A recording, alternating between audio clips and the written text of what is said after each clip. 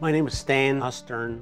I was born in 1935 in a small town in Poland called Stry. As I was only 4 years old when the war broke out, I have no memory of many of my family members. My grandparents were rounded up and didn't survive, went to a concentration camp called Belzec. And they told my mother and my uncle, go save yourself, we're too old.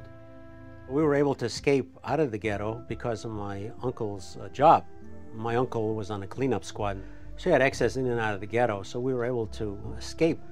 And we got into the bunker and we came in there and there were all these strange people. We didn't know anybody. Trying to get oriented and see what was going on, there were just a bunch of bunk beds with straw.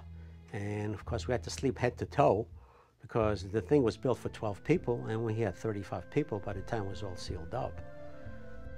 The memory I have is hunger. And that's a terrible thing to be hungry all the time. We only had one meal a day. It was stocked with some canned foods and dried food, but there was never enough for 35 people. It was planned for 12. Starko, who hit us, was a baker, and unfortunately he was able to supply us with bread. The days went very slowly. There were no games to play. And of course there were squabbles, 35 people together in close quarters. We had to whisper because we couldn't make noise. Every time you heard noises, you were scared. And I was a scared kid when I came out of the bunker. The big thing was survival, and how we survived, I'm not sure. A lot of the people I understood later had cyanide pills. A cyanide pill, you just swallow that and it was instant death. Fear of being caught was just one of the great fears besides hunger. There were a lot of rats around. It became pretty tame. We used to crawl between our legs. If we saved any piece of bread, any crumbs, rats would find them somehow. Looking at one of these rats, and he looked pretty well fed.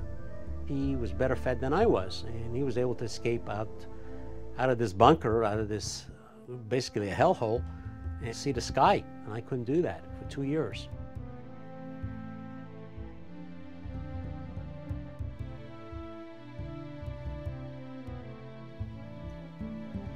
We were liberated by the Russians. We came out of the bunker, of course, we hadn't seen daylight. So going out in the daylight and just squinting and looking at the sky and seeing grass was amazing. More amazing was that we were going to get fed. At that time I was 9 years old. I had lost maybe 20 pounds in a bunker because of lack of food.